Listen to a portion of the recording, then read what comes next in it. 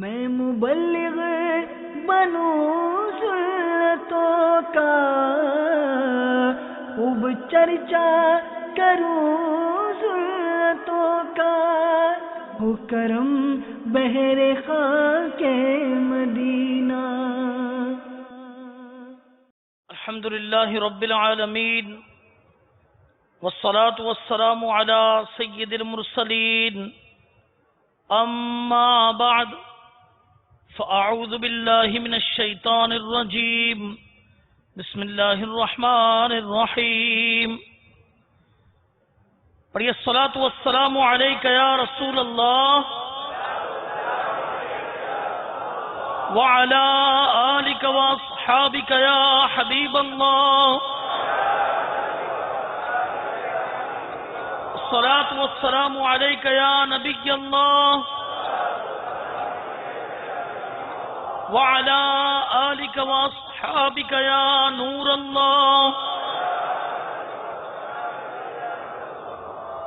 سرکار دو عالم نور مجسم، شاہ بنی آدم، رسول محتشم، سراپا جود و کرم، شہنشاہ امم، شافع امم، صلی اللہ تعالی علیہ وآلہ وسلم کا فرمان مکرم ہے، اللہ عز و جل کی خاطر آپس میں محبت رکھنے والے جب باہم ملیں اور مصافحہ کریں اور نبی صلی اللہ تعالی علیہ وآلہ وسلم پر درود پاک بھیجیں تو ان کے جدا ہونے سے پہلے دونوں کے اگلے پچھلے گناہ بخش دیے جاتے ہیں۔ میرے آقا اعلی حضرت امام اہل سنت مولانا شاہ امام احمد رضا خان علیہ رحمت الرحمن اپنے قصیدہ درود میں کیا خوبصورت شعر فرماتے ہیں۔ آپ فرماتے ہیں، گرچہ ہیں بے حد قصور، گرچہ ہیں بے حد قصور، تم ہو عفو و غفور، بخش دو جرم و خطا تم پہ کروڑوں درود۔ صلو علی الحبیب صلی اللہ تعالی علی محمد وعلی آلہ وصحبہ وبارک وسلم۔ میٹھے میٹھے اسلامی بھائیوں، حصول ثواب کی خاطر بیان سننے سے پہلے اچھی اچھی نیتیں فرما لیں۔ فرمان مصطفیٰ صلی اللہ تعالی علیہ وسلم ہے، نیت المؤمن خیر من عملہ، مسلمان کی نیت اس کے عمل سے بہتر ہے۔ دو مدری پھول سن لیجئے کہ بغیر اچھی نیت کے کسی بھی عمل خیر کا ثواب نہیں ملتا۔ دوسرا مدنی پھول کہ جتنی اچھی نیتیں زیادہ اتنا ہی ثواب بھی زیادہ۔ لہذا نیت پر انشاءاللہ کہیے کہ نگاہیں نیچی کیے، خوب کان لگا کر بیان سنوں گا، ٹیک لگا کر بیٹھنے کے بجائے علم دین کی تعظیم کی خاطر جہاں تک ہو سکا دو زانوں بیٹھوں گا۔ اگر تھک جائیں تو جس طرح آسانی ہو اسی طرح بیٹھیے، ضرورتاً سمٹ سرک کر دوسرے کے لیے جگہ کشادہ کروں گا، دھکا وغیرہ لگا تو صبر کروں گا، گھورنے جھڑکنے اور الجھنے سے بچوں گا انشاءاللہ۔ صلو علی الحبیب، اذکر اللہ، توبو الی اللہ وغیرہ سن کر ثواب کمانے اور صدا لگانے والوں کے دلجوئی کے لیے بلند آواز سے جواب دوں گا۔ بیان کے بعد خود آگے بڑھ کر سلام و مصافحہ اور ان کی انفرادی کوشش کروں گا۔ اس دوران جو بھی درود پاک کی فضیلت سنی اس پر بھی عمل کر لیجئے گا، درود پاک پڑھ لیجئے گا تو انشاءاللہ عز و جل اس کا بھی فائدہ حاصل ہو جائے گا۔ صلو علی الحبیب صلی اللہ تعالی علی محمد صلی اللہ علیہ وسلم۔ میں بھی نیت کرتا ہوں کہ اللہ عز و جل کی رضا پانے اور ثواب کمانے کے لیے بیان کروں گا، دیکھ کر بیان کروں گا۔ پارہ نمبر 14 سورہ نحل آیت نمبر 125، ادعو الی سبیل ربک بالحکمت والموعظۃ الحسنہ، ترجمہ کنز ایمان، اپنے رب کی راہ کی طرف بلاؤ پکی تدبیر اور اچھی نصیحت سے۔ اور بخاری شریف حدیث نمبر 3461 میں وارد اس فرمان مصطفیٰ صلی اللہ تعالی علیہ وآلہ وسلم، بلغوا عنی ولو آیا، یعنی پہنچا دو اگرچہ میری طرف سے ایک ہی آیت ہو، میں دیے ہوئے احکام کی پیروی کروں گا، نیکی کا حکم دوں گا اور برائی سے منع کروں گا۔ اشعار پڑھتے نیز عربی، انگریزی اور مشکل الفاظ بولتے وقت دل کے اخلاص پر توجہ رکھوں گا، یعنی اپنی علمیت کی دھاک بٹھانی مقصود ہوئی تو بولنے سے بچوں گا انشاءاللہ عز و جل۔ مدنی قافلے، مدنی انعامات نیز علاقہ دورہ برائے نیکی کی دعوت وغیرہ کی ترغیب دلاؤں گا انشاءاللہ عز و جل۔ کہکا لگانے اور لگوانے سے بچوں گا انشاءاللہ عز و جل۔ نظر کی حفاظت کا ذہن بنانے کی خاطر حتی الامکان نگاہیں نیچے رکھوں گا انشاءاللہ عز و جل۔ صلو علی الحبیب صلی اللہ تعالی علی محمد صلی اللہ علیہ وسلم۔ آج کا موضوع یہ انتہائی ایمان افروز ہے۔ چنانچہ دعوت اسلامی کے اشاعتی ادارے مکتبۃ المدینہ کی مطبوعہ عیون الحکایات جلد نمبر 2 صفحہ نمبر 396 پر حضرت سیدنا عبد الرحمن بن علی جوزی علیہ رحمۃ اللہ القوی نے ایک دلچسپ و سبق آموز حکایت یہ نقل کی ہے کہ کسی گھر میں ایک عجیب و غریب سانپ رہا کرتا تھا جو روزانہ سونے کا ایک انڈا دیا کرتا۔ گھر کا مالک مفت کی دولت ملنے پر بہت خوش تھا۔ اس نے گھر والوں کو تاکید کر رکھی تھی کہ وہ یہ بات کسی کو نہ بتائیں۔ کئی ماہ تک یہ سلسلہ جاری رہا۔ ایک دن سانپ اپنے بل سے نکلا اور اس نے اس شخص کی بکری کو ڈس لیا۔ اس کا زہر ایسا جان لیوا تھا کہ دیکھتے ہی دیکھتے اس بکری کی موت واقع ہو گئی۔ یہ دیکھ کر اس کے گھر والے گھبرا گئے، مگر اس شخص نے یہ کہہ کر انہیں تسلی دی کہ ہمیں سانپ سے ملنے والا نفع یعنی وہ سونے کا انڈا یہ بکری کی قیمت سے کہیں زیادہ ہے، لہذا پریشان ہونے کی ضرورت نہیں۔ کچھ عرصے کے بعد سانپ نے اس شخص کے پالتو گدھے کو بھی ڈس لیا، وہ بھی فوراً مر گیا۔ اب وہ شخص بھی گھبرا گیا، مگر لالچ کے مارے اس نے اپنے آپ کو کنٹرول کیا، قابو پایا اور کہنے لگا میں دیکھ رہا ہوں کہ سانپ ہمیں مسلسل نقصان دے رہا ہے، مگر جب تک یہ نقصان جانوروں تک محدود ہے میں صبر کروں گا، اس کے بعد نہیں۔ 2 سال کا عرصہ گزر گیا، سانپ نے کسی کو نہیں ڈسا۔ وہ امیر علیہ سنت فرماتے ہیں نا کہ لوگوں کا حافظہ اور ہاضمہ یہ دونوں کمزور ہیں، کہ زیادہ کھا لیں تو ہاضمہ بھی یہ کمزور اور حافظہ بھی کوئی بات ہوتی ہے لوگ جلدی بھول جاتے ہیں۔ 2 سال ہو گئے تو بھول گیا بات کو، اہل خانہ بھی بھول گئے، جو نقصان ہوا، گدھا مرا، بکری مری۔ اچانک ایک دن اس سانپ نے اس شخص کے غلام کو ڈس لیا۔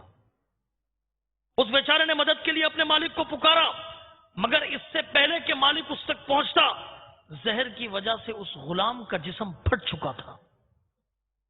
اب وہ شخص پریشان ہو کر کہنے لگا اس سانپ کا زہر تو بہت خطرناک ہے، اس نے جس کو ڈسا وہ فوراً موت کے گھاٹ اتر گیا، اب کہیں یہ میرے گھر والوں میں سے کسی کو نہ ڈس لے۔ کئی دن اسی پریشانی میں گزر گئے کہ سانپ کا کیا جائے۔ دولت کی حرص نے ایک مرتبہ پھر اس شخص کی آنکھوں پر پٹی باندھ دی اور اس نے یہ کہہ کر اپنے گھر والوں کو مطمئن کر دیا کہ اگرچہ اس سانپ کی وجہ سے ہمیں نقصان ہو رہا ہے مگر سونے کے انڈے بھی تو ملتے ہیں، لہذا ہمیں زیادہ پریشان نہیں ہونا چاہیے۔ کچھ دنوں بعد سانپ نے اس شخص کے بیٹے کو ڈس لیا۔ فوراً تریاک یعنی زہر کا اثر ختم کرنے والی دوا کا انتظام کیا گیا، لیکن اس کا بھی کوئی فائدہ نہ ہوا اور اس کے لڑکے کی موت واقع ہو گئی۔ جوان بیٹے کی موت یہ میاں بیوی پر بجلی بن کر گری اور دونوں غضبناک ہو کر کہنے لگے کہ اب اس سانپ میں کوئی بھلائی نہیں، بہتر یہی ہے کہ فوراً اس موذی کو قتل کر دیا جائے۔ سانپ نے ان کی باتیں سنی تو کچھ دنوں کے لیے غائب ہو گیا۔ اس طرح انہیں سونے کا انڈا بھی نہ مل سکا۔ جب کافی عرصہ گزر گیا تو سونے کا انڈا نہ ملنے کی وجہ سے ان کی لالچی طبیعت میں بے چینی ہونے لگی۔ چنانچہ وہ دونوں میاں بیوی سانپ کے بل کے پاس آئے اور دھونی وغیرہ دی۔ یہ سانپ کو اور ایسی چیزوں کو بلانے کا طریقہ ہوتا ہے، وہ اسے صلح کا پیغام دیا۔ حیرت انگیز طور پر وہ واپس آ گیا اور انہیں پھر سے سونے کا انڈا ملنے لگا۔ مال و دولت کی حرص نے انہیں اندھا کر دیا۔ وہ کہاں ان کے جانور، وہ تو اپنے غلام اور بیٹے کی موت بھی بھول گئے۔ پھر ایک دن سانپ نے اس کی زوجہ کو سوتے میں ڈس لیا۔ عورت چلائی، شوہر نے فوراً تریاک کے ذریعے اس کا علاج کرنا چاہا، مگر تھوڑی دیر کے بعد تڑپ تڑپ کر اس نے بھی جان دے دی۔ اب وہ لالچی شخص اکیلا رہ گیا۔ اس نے سانپ والی بات اپنے بھائیوں اور دوستوں کو بتا ہی دی۔ سب نے یہی مشورہ دیا کہ تم نے بڑی غلطی کی، اب بھی وقت ہے، سنبھل جاؤ، ہوش میں آ جاؤ، اور جتنا جلدی ہو سکے اس سانپ کو مار ڈالو۔ چنانچہ گھر آ کر وہ سانپ کو مارنے کے لیے گھات لگا کر بیٹھ گیا۔ اچانک اسے سانپ کے بل کے پاس اب ایک موتی نظر آیا، جسے دیکھ کر اس کی لالچی طبیعت اور خوش ہو گئی۔ ابھی وہ سونے سے بھی اپ گریڈڈ چیز ہو گئی۔ دولت کی ہوس نے اسے سب کچھ بلا دیا۔ کہنے لگا وقت طبیعتوں کو بدل دیتا ہے، یقیناً اس سانپ کی بھی طبیعت بدل گئی ہے کہ اب وہ سونے کے انڈے کی جگہ جب وہ موتی دینے لگا ہے، اسی طرح ہو سکتا ہے کہ اس کا زہر بھی ختم ہو گیا ہوگا، لہذا اب مجھے اس سے کوئی خطرہ نہیں۔ یہ سوچ کر اس نے سانپ کو مارنے کا ارادہ ترک کر دیا۔ روزانہ ایک موتی ملنے لگا، اس پر وہ لالچی شخص بہت خوش ہو گیا اور سانپ کی پرانی دھوکہ بازی کو بھول گیا۔ ایک دن اس نے سارا سونا، سارے موتی ایک برتن میں ڈال کر اسے دفنا دیا اور اس جگہ پر سر رکھ کر سو گیا۔ مگر افسوس، آج کی رات سانپ نے اسے بھی ڈس لیا۔ اس کی چیخیں بلند ہوئی، اس کے پڑوسی، رشتہ دار، دوست احباب بھاگم بھاگ وہاں پہنچے۔ اس کی حالت دیکھ کر کہنے لگے کہ تم نے اس سانپ کو مارنے میں سستی کی اور لالچ میں آ کر اپنی جان داؤ پر لگا دی۔ لالچی شخص شرم کے مارے کچھ نہ بول سکا۔ سونے سے بھرا برتن نکال کر ان کے حوالے کر دیا، جسے دیکھ کر وہ سب کہنے لگے کہ آج کے دن یہ مال تیرے کسی کام کا نہ رہا، کیونکہ اب یہ دوسروں کا ہو جائے گا۔ کچھ ہی دیر کے بعد اس شخص کا انتقال ہو گیا۔ توبوا الی اللہ، استغفر اللہ، صلوا علی الحبیب صلی اللہ تعالی علی محمد وعلی آلہ وصحبہ وبارک وسلم۔ میٹھے میٹھے اسلامی بھائیوں، دیکھا آپ نے کہ مال و دولت کی ہرس نے ہنستے بستے گھرانے کو اجاڑ کر رکھ دیا۔ یقیناً حریص کی، لالچی شخص کی نگاہ یہ محدود ہوتی ہے، جو صرف وقتی فائدہ، ٹیمپرری پروفٹ، ٹیمپرری بینیفٹ یہ دیکھتی ہے، جس کی وجہ سے وہ درست فیصلے کرنے میں ناکام رہتا ہے اور نقصان اٹھاتا ہے۔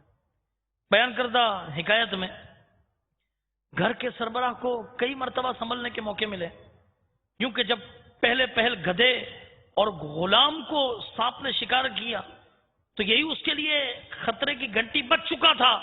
وہ شخص ہوشیار ہو جاتا اور آئندہ حرص سے ہمیشہ کے لیے کنارہ کشی کرتے ہوئے ایسے دردناک واقعات کی روک تھام کا انتظام کرتا، مگر افسوس ان واقعات سے عبرت حاصل کرنے کی بجائے اس نے اسے نظر انداز کر دیا، نگلیکٹ کر دیا۔ اب اس بدنصیب پر تو سونے کا انڈا ملنے کی حرص کا ایسا خمار چڑھا ہوا تھا، لہذا سانپ نے اسی پر بس نہ کیا، بلکہ حریص کی غفلت کا بھرپور فائدہ اٹھاتے ہوئے اس کے بیٹے، اس کی بیوی اور خود اسے بھی جو سمجھیے کہ موت کے گھاٹ اتار دیا۔ وہ دوستوں اور بھائیوں کی نصیحت پر بھی اس نے کان نہ دھرے اور آخر کار وہ اپنی جان سے بھی ہاتھ دھو بیٹھا۔ کسی نے سچ کہا ہے کہ دیکھے ہیں یہ دن اپنی ہی غفلت کی بدولت، سچ ہے کہ برے کام کا انجام برا ہے۔ قرآن مجید برہان رشید فرقان حمید میں پارہ نمبر 5 سورہ نساء کی آیت نمبر 128 میں حرص کا ذکر ان الفاظ کے ساتھ کیا گیا۔ بسم اللہ الرحمن الرحیم وَأُحْضِرَتِ الْأَنفُسُ الشُّحَّ، ترجمہ کنز الایمان، اور دل لالچ کے پھندے میں ہے۔ تفسیر خازن میں اس آیت مبارکہ کے تحت ہے کہ لالچ دل کا لازمی حصہ ہے، یعنی لالچ دل میں پیدا ہونی ہے، کیونکہ یہ اسی طرح بنایا گیا ہے۔ اب یہاں کچھ آپ کی توجہ چاہوں گا کہ میٹھے میٹھے اسلامی بھائیوں، عام طور پر یہ سمجھا جاتا ہے کہ حرص کا تعلق، لالچ کا تعلق یہ صرف مال و دولت کے ساتھ خاص ہے۔ ایسا نہیں ہے۔ حرص یہ کسی بھی چیز کی مزید خواہش کرنے کا نام ہے، خواہ وہ چیز مال ہو یا کوئی اور ہو. جیسا کہ شیخ الحدیث حضرت علامہ عبد المصطفیٰ اعظمی علیہ رحمۃ اللہ الغنی لکھتے ہیں کہ لالچ اور حرص کا جذبہ کن کن چیزوں میں ہو سکتا ہے؟ خوراک میں، لباس میں، مکان میں، سامان میں، دولت میں، عزت میں، شہرت میں، الغرض ہر نعمت میں یہ ہوا کرتا ہے حرص کا جذبہ.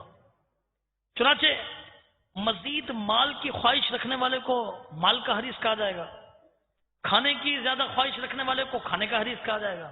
تو اسے یہ ہوتا ہے یہ بھی کھا لوں، یہ بھی کھا لوں، یہ بھی کھا لوں، میرے ٹیبل پر سب چیزیں رہے، جس کا نظارہ عمومی طور پر دعوتوں میں بھی ہو جاتا ہے کہ کھائیں گے بھلے تھوڑا مگر پلیٹ اتنی بھر لیں گے کہ شاید 2 یا 3 آدمی ان کے ساتھ بیٹھ کر کھا لیں. ایسے شخص کو کھانے کا حریص کہا جائے گا. اسی طرح نیکیوں میں اضافے کے تمنائی کو، مدنی انعامات کے عامل کو، مدنی قافلے کے مسافروں کو، ان کو نیکیوں کا حریص کہا جائے گا. جبکہ شراب کے عادی کو، زنا کے عادی کو، سود لینے والے کو اس کو گناہوں کا حریص کہیں گے. اسے حرص ہے کہ مزید گناہ بڑھے، گناہ بڑھے، گناہ بڑھے. حرص کسے کہتے ہیں؟ مفسر شہیر حکیم الامت حضرت مفتی احمد یار خان علی رحمت الحنان ارشاد فرماتے ہیں درازی عمر یعنی لمبی عمر کی آرزو عمل یعنی خواہش ہے. اس کی خواہش کرنا درازی عمر کی یہ خواہش ہے، ایک عمل ہے. یاد رکھیے وہ عمل عین والا نہیں ہے، یہ عمل حمزہ والا ہے. عمل کو کہتے ہیں خواہش. اور کسی چیز سے سیر نہ ہونا، ہمیشہ زیادتی کی خواہش کرنا، یہ حرص کہلاتا ہے. یہ دونوں چیزیں اگر دنیا کے لیے ہیں تو بری ہیں، اور اگر آخرت کے لیے ہیں تو اچھی ہیں. کہ اگر درازی عمر اس لیے مانگتا ہے کہ میری عمر بڑھے گی تو میں زیادہ سے زیادہ اللہ کی عبادت کروں گا، زیادہ سے زیادہ قرآن پڑھوں گا، زیادہ سے زیادہ نمازیں پڑھوں گا، باجماعت پڑھوں گا، روزے رکھوں گا، اتنے ہی رمضان پاؤں گا تو عبادت زیادہ کروں گا، تو یہ اچھا ہے، یہ خواہش رکھنا یہ اچھا ہے. تو معلوم ہوا کہ حرص کے اچھے اور برے ہونے کا تعلق، اس کا دار و مدار اس چیز کی طرف ہے کہ جسے وہ مطلوب ہے، جو اسے مطلوب ہے. چاہے وہ اچھائی کے لیے کر رہا ہے یا چاہے وہ برائی کے لیے کر رہا ہے. حریص انسان یہ انتہائی قابل رحم ہوتا ہے، کیونکہ اس پر ہر لمحے اپنی حرص کو عملی جامہ پہنانے کا بھوت سوار رہتا ہے، اور پھر آگے چل کر یہی موذی مرض اسے غلاموں کی زنجیروں میں جکڑ دیتا اور خوب رسوا کرتا ہے. حضرت سیدنا فضیل بن عیاض علی رحمت اللہ علیہ جواد فرماتے ہیں حرص یہ ہے کہ انسان کبھی اس چیز کی طلب میں رہتا ہے یہاں تک کہ وہ سب کچھ حاصل کر لیتا ہے، اور اس مقصد کے حصول کے لیے اس کا واسطہ مختلف لوگوں سے پڑتا ہے. جب وہ اس کی ضرورتیں پوری کریں گے تو اپنی مرضی کے مطابق اس کے ناک میں نکیل ڈال کر جہاں چاہیں گے لے جائیں گے. وہ اس سے اپنی عزت چاہیں گے، حتیٰ کہ حریص رسوا ہو جائے گا، اور اسی محبت دنیا کے باعث جب بھی ان کے سامنے سے گزرے گا انہیں سلام کرے گا، جب وہ بیمار ہوں گے تو ان کی عیادت کرے گا، مگر اس کے یہ تمام افعال اللہ کی رضا کے لیے نہیں ہوں گے. آئیے اس سے قبل کہ میں آپ کو 3 حدیثیں سناؤں، ایک واقعے کے ذریعے آپ کو ایک چیز مزید سمجھا دیتا ہوں کہ غریب آدمی کے 3 بیٹے تھے، جو کچھ اسے دال روٹی میسر آتی خود بھی کھاتا، اپنے بچوں کو بھی کھلاتا. ایک بیٹا باپ کی یہ دال روٹی سے ناخوش تھا، چنانچہ اس نے ایک دولت مند نوجوان سے دوستی کر لی تھی، اور اچھا کھانا ملنے کے لالچ میں، نہیں کھانے کا حریص تھا، اس کے گھر پر وہ آنے جانے لگا. اب دوستی ہو گئی، کوئی بات بن گئی، اور اس میں ایک دن ان دونوں کے درمیان انبن ہو گئی. دولت مند نے اپنی امیری کے غرور میں اس بیچارے غریب کے بیٹے کو بہت مارا، اتنا مارا کہ اس کے دانت توڑ ڈالے. تب وہ غریب دل میں توبہ کرتے ہوئے کہنے لگا کہ اس سے اچھی تو میرے باپ کی دال روٹی تھی، کہ نہ میں اس کھانے کے لیے آتا، نہ میں اپنے دانت گواتا، نہ مار کھاتا، نہ میں اپنی عزت گواتا. یہ پورا کا پورا جو سمجھے کہ جو پچھلا پیرا ہے اس میں سمجھایا گیا ہے کہ کون سی حرص کس طرف انسان کو لے جاتی ہے. اچھی ہرس ہے اچھی جگہ لے جائے گی، اچھے کام کروائے گی. بری ہرس ہے تو اس کا انجام یہ سمجھیے کہ یہ ہوتا ہے کہ جو آپ نے سماعت کیا. آئیے 3 حدیثیں آپ کو سناتا ہوں. سرکار دو عالم صلی اللہ تعالی علیہ وسلم نے ارشاد فرمایا، لوگ کہتے ہیں یا تم میں سے کوئی کہنے والا کہتا ہے، یہ دونوں چیزیں حدیث میں لکھی ہوئی ہیں. لوگ کہتے ہیں کہ تم میں سے کوئی کہنے والا کہتا ہے کہ لالچی انسان ظالم سے زیادہ دھوکے باز ہوتا ہے، حالانکہ اللہ عز و جل کے نزدیک لالچ سے بڑا ظلم کون سا ہے؟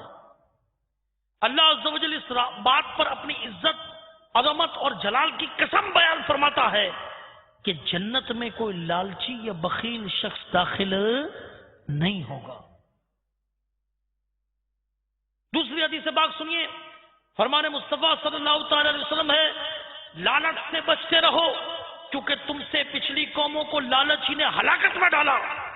لالچ نے انہیں جھوٹ پر ابھارا تو وہ جھوٹ بولنے لگے، ظلم پر ابھارا تو وہ ظلم کرنے لگے، اور قطع رحمی کا خیال دلایا تو وہ قطع رحمی کرنے لگے. تیسری حدیث سنیے، سرکار دو عالم صلی اللہ تعالی علیہ وسلم نے فرمایا، 2 بھوکے بھیڑیے جنہیں بکریوں میں چھوڑ دیا جائے وہ اتنا نقصان نہیں پہنچاتے جتنا کہ مال و دولت کی حرص اور حب جاہ یعنی عزت و شہرت کی محبت انسان کے دین کو نقصان پہنچاتی ہے. انسان کے دین کو نقصان.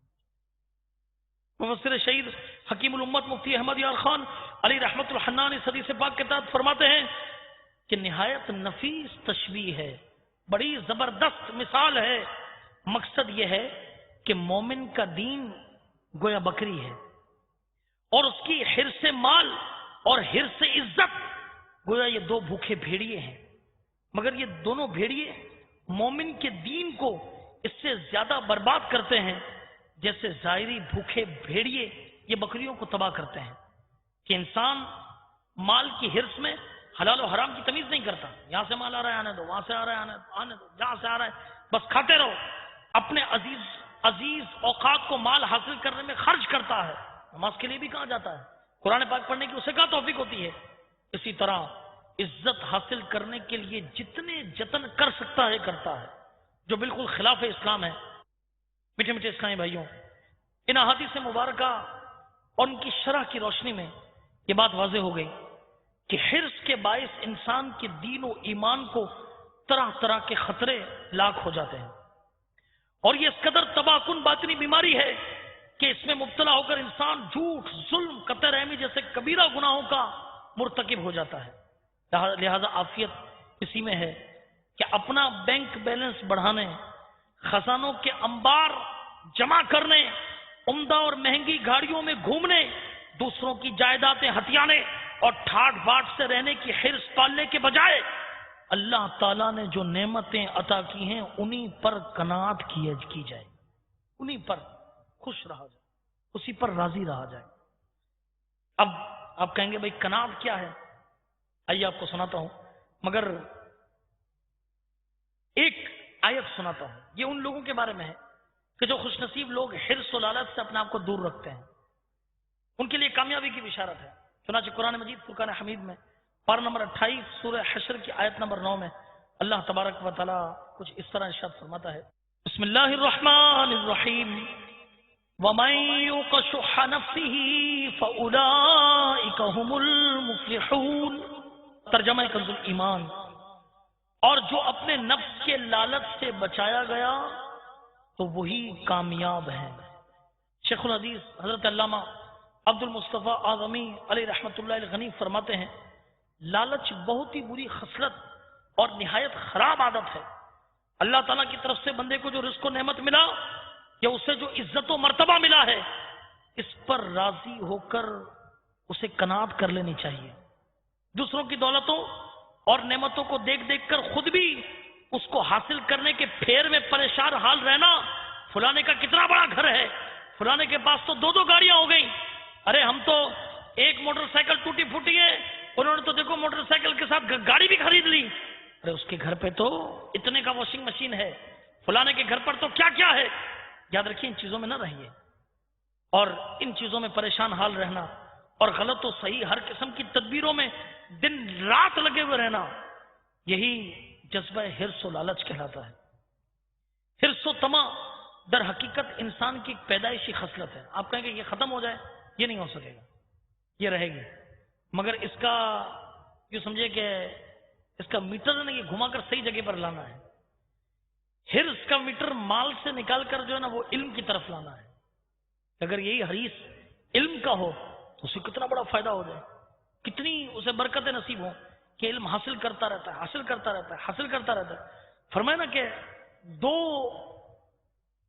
دو لوگ یہ کبھی سیر نہیں ہو سکتے، کبھی سیر نہیں ہو سکتے۔ ایک فرمایا مال کا حریص اور دوسرا علم کا حریص، کہ جسے علم کی طلب کی خواہش مل گئی، اچھا یہ شرعی مسئلہ ہے، اچھا تو اب اس کا شرعی مسئلہ کیا ہوگا، چلو یہ بھی پتہ کیا جائے، اس کا شرعی مسئلہ کیا ہوگا، چلو یہ بھی پتہ کیا جائے، اس کے بارے میں دین کیا کہتا ہے یہ بھی پتہ کیا جائے، اور یہ پتہ کرے، اس کے دل میں یہ طلب یہ اجاگر ہو۔ اللہ تبارک و تعالی ہمیں بھی علم کی حرص عطا فرما دے، کیونکہ مال کے تو متعلق یہ آیا کہ حدیث شریف میں ہے کہ اگر انسان کے پاس مال کی 2 وادیاں ہوں اور اسے تیسری وہ 2 وادیاں ہوں تو تمنا کرے گا کہ کاش مجھے تیسری وادی بھی مل جائے۔ ارے 2 ہے، اسے بھی خرچ نہیں کر پاؤ گے زندگی بھر، 7 پشتے کھائیں گی نہیں، وہ تیسری بھی مل جائے۔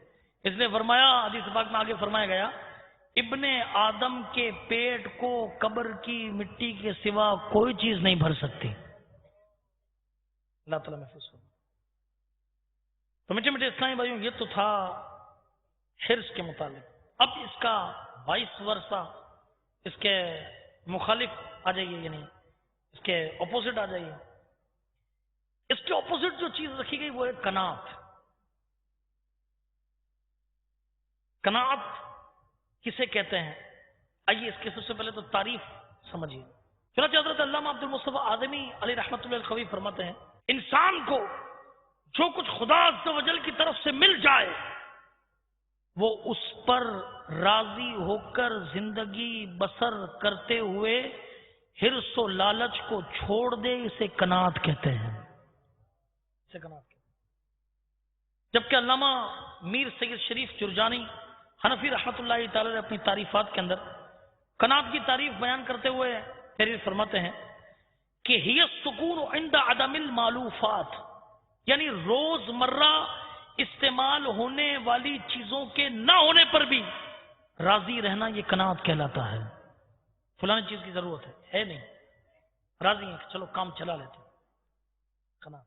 گاڑی نہیں ہے، جانا ہے مگر چلو چلا لیں، قناعت۔ کوئی بھی چیز اس طرح چاہے دنیاوی چیز لے لیں، قناعت کریں۔ تو میٹھے میٹھے اسلامی بھائیوں، یاد رکھیے کہ اصل مالداری یہ نہیں کہ انسان کے پاس جو ہے نا وہ کثیر مال و دولت ہو۔ اصل مالداری تو یہ ہے کہ مال کم ہو مگر اس پہ قناعت حاصل ہو، کیونکہ مال و دولت والا شخص ایسا مالدار ہے کہ اسے کتنا ہی کثیر مال مل جائے مگر اس کے مال کی خواہش یہ برقرار رہتی ہے کہ مزید، حل میں مزید، حل میں مزید، ملے ملے ملے ملے۔ جبکہ قناعت والا شخص ایسا مالدار ہے کہ اس کے پاس چاہے مال کتنا ہی کم کیوں نہ ہو مگر وہ مزید کی تمنا نہیں کرتا، مزید کی تمنا نہیں کرتا۔ نہیں، اس قناعت کی دولت میں کمی بھی نہیں آتی۔ بہرحال قناعت عمدہ عادت ہے اور جسے نصیب ہو جائے وہ دنیا و آخرت میں کامیاب ہے۔ آئیے قناعت کی رغبت پیدا کرنے کے لیے چند روایات آپ کو سناتا ہوں۔ اللہ کے نبی حضرت سیدنا موسیٰ کلیم اللہ علیہ نبینا علیہ الصلوۃ والسلام نے اپنے رب عز و جل کی بارگاہ میں عرض کی، اے اللہ، تیرے بندوں میں سب سے زیادہ مالدار کون ہے؟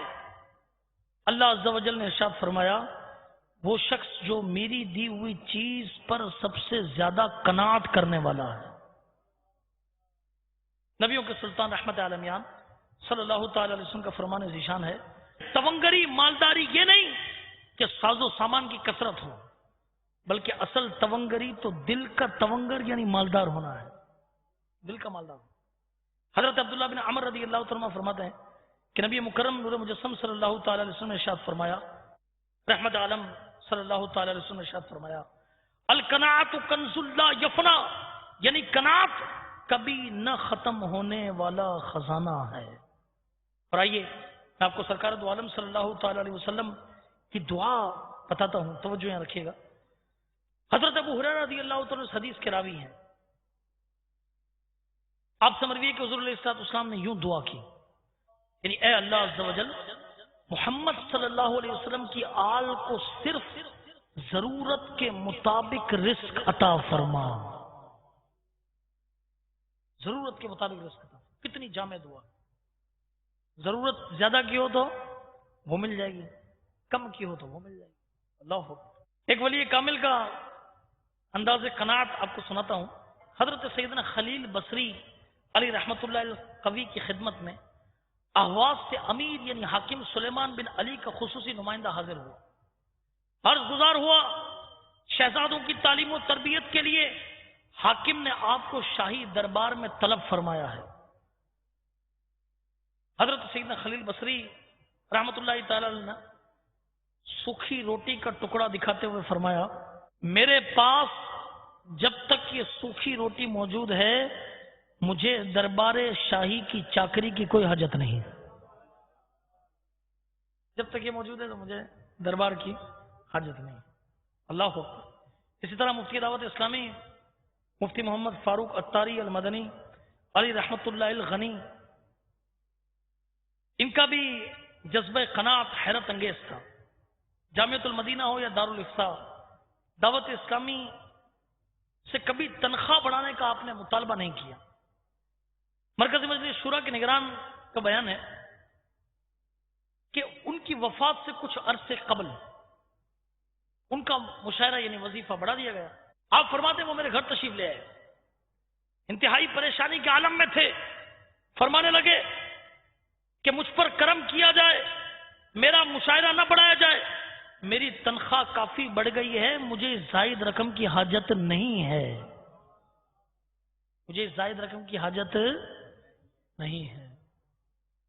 اپنے انتقال سے کچھ عرصہ قبل مفتی صاحب نے اپنی اسکوٹر اور لیپ ٹاپ کمپیوٹر وغیرہ سب بیچ دیے اور فرمایا کہ اب مجھے اس کی ضرورت نہیں۔ اس طرح ایک مرتبہ جب آپ کرائے پر مکان لینا چاہ رہے تھے تو کس نے کہا کہ اپنا گھر لینے کرائے پر کیوں؟ فرمایا زندگی مختصر ہے، کرائے کا مکان ہی کافی ہے۔ اللہ سبحان اللہ۔ اب قربان جائیے، جس کے مرید کی یہ سوچ ہو اس کے پیر کی قناعت کا عالم کیا ہوگا۔ اللہ کرے ہمیں بھی ایسا جذبہ کہ نصیب ہو جائے۔ اللہ اکبر۔ تو میٹھے میٹھے اسلامی بھائیوں، یہ قناعت کے بارے میں میں نے کچھ باتیں عرض کی، حرص کے متعلق عرض کی۔ الحمدللہ یہ ساری کی ساری باتیں دعوت اسلامی کے اشاعتی ادارے مکتبۃ المدینہ کی مطبوعہ کتاب حرص میں موجود ہے۔ آپ یہ کتاب کو حاصل کریں، اس کو پڑھیں، انشاءاللہ عز و جل آپ کا ایمان اللہ نے چاہا تو تازہ ہو جائے گا۔ تو آج ہم نے جو بیان سنا اس کا خلاصہ کچھ یوں ہے کہ ہمیں آج کے بیان سے پتہ چلا کہ حرص انسان کو اندھا کر دیتی ہے۔ لالچی شخص کو اپنے نفع و نقصان کی پہچان نہیں رہتی، وہ دن رات مال و دولت جمع کرنے کی کوشش میں لگا رہتا ہے۔ مال کی لالچ اسے مالداروں کے آگے جھکنے، ان کا غلام بننے اور حصول مال کے ناجائز ذرائع اختیار کرنے پر مجبور کر دیتی ہے، حتیٰ کہ حرص و لالچ کی خصلت بد لالچی آدمی کو بے حس، بے رحم اور ظالم و جفاکار بنا دیتی ہے۔ حصول مال کے لیے وہ اپنے پرائے کسی کا خیال نہیں کرتا۔ دینی اعتبار سے حرص کے نقصان کا اندازہ اس بات سے لگایا جا سکتا ہے کہ دو بھوکے بھیڑیے بکریوں کے ریوڑ میں اس قدر نقصان کا باعث نہیں بنتے جس قدر لالچ انسان کے دین کے لیے نقصان دہ ہے۔ لہذا حرص سے دنیا و مال سے بچتے ہوئے قناعت اختیار کرنی چاہیے، کیونکہ دنیاوی مال تو ختم ہو جاتا ہے لیکن قناعت کی دولت کی اپنی جگہ پر باقی رہتی ہے۔ حدیث پاک کی روح سے کامیاب شخص وہ ہے جو اسلام لایا، اللہ عز و جل نے اسے بقدر ضرورت رزق عطا فرمایا اور اس پر صبر و قناعت کی توفیق بخشی۔ خود ہمارے پیارے آقا مکی مدنی مصطفیٰ صلی اللہ تعالی وسلم نے اپنے اہل بیت اطہار کے لیے بقدر ضرورت رزق ہی کی دعا مانگی۔ ہمارے بزرگان دین رحمہم اللہ المبین بھی غیر ضروری مال سے بچتے اور جو کچھ اللہ عز و جل کی طرف سے مل جاتا اسی پر صبر و شکر کرتے۔ میٹھے میٹھے اسلامی بھائیوں، حرص سے مال و زر سے بچنے، نیکیوں کی حرص پیدا کرنے کے لیے دعوت اسلامی کے مدنی ماحول سے وابستہ ہو جائیے۔ اللہ اکبر۔ اس وقت دعوت اسلامی 97 شعبہ جات میں دین کا کام کر رہی ہے، ان میں سے ایک شعبہ دارالافتاء اہل سنت بھی ہے۔ الحمدللہ زندگی میں آئے دن سینکڑوں نت نئے مسائل کا سامنا رہتا ہے، جن کے حل کے لیے بیدار مغز اور اعلیٰ علمی صلاحیت رکھنے والے مفتیان کرام کثرہم اللہ تعالی کی بارگاہ میں رجوع کرنا بے حد ضروری تھا۔ لہذا وقت کی ضرورت کے پیش نظر شیخ طریقت امیر اہل سنت، آفتاب قادریت، مہتاب رضویت، مؤلف فیضان سنت، صاحب خوف و خشیت، عاشق اعلی حضرت بانی دعوت اسلامی حضرت علامہ مولانا ابو بلال محمد الیاس عطار قادری رضوی ضیائی دامت برکاتہم العالیہ نے دعوت اسلامی کے تحت دارالافتاء اہل سنت قائم کرنے کی شدید خواہش کا اظہار فرمایا، جس کے نتیجے میں اور آپ نے یہ فرمایا تھا کہ انشاءاللہ عز و جل ہم 12 دارالافتاء کھولیں گے، 12 دارالافتاء۔ الحمدللہ امیر علیہ سنت کا یہ خواب پورا ہوا اور 15 شعبان المعظم سن 1421 سنہ ہجری کو جامع مسجد کنز الایمان بابری چوک باب المدینہ کراچی میں تبلیغ قرآن و سنت کی عالمگیر غیر سیاسی تحریک دعوت اسلامی کے تحت دارالافتاء اہل سنت کا آغاز ہوا۔ تعدم بیان الحمدللہ کم و بیش 42 علماء کرام، جن میں مصدق و مفتی بھی ہیں، نائب مفتی اور متخصص بھی ہیں، یہ مختلف شہروں میں پیارے آقا صلی اللہ علیہ وسلم کی دکھیاری امت کی شرعی رہنمائی میں مصروف ہیں، جیسے شرعی رہنمائی کے لیے نہ صرف بالمشافہ ملاقات کی جا سکتی ہے، تحریری فتویٰ بھی حاصل کیا جا سکتا ہے۔ الحمدللہ دارالافتاء آن لائن بھی قائم ہے، جس میں انتہائی ذمہ داری کے ساتھ ٹیلی فون اور انٹرنیٹ پر علماء کرام یہ الحمدللہ پوچھے جانے والے مسائل کا ہاتھوں ہاتھ شرعی حل یہ بتاتے ہیں۔ اللہ عز و جل ان نفوس قدسیہ کا صدقہ ہمیں بھی حرص کی تباہ کاریوں سے محفوظ فرمائے، اور ہمیں بھی اپنے بزرگان دین کے نقش قدم پر چلتے ہوئے دنیاوی معاملات میں قناعت اور اخروی معاملات میں حرص سے کام لینے کی توفیق عطا فرمائے، آمین بجاہ النبی الامین صلی اللہ علیہ وسلم۔ میں مبلغ بنوں سنتوں کا، خوب چرچا کروں سنتوں کا، ہو کرم بہر خاک مدینہ۔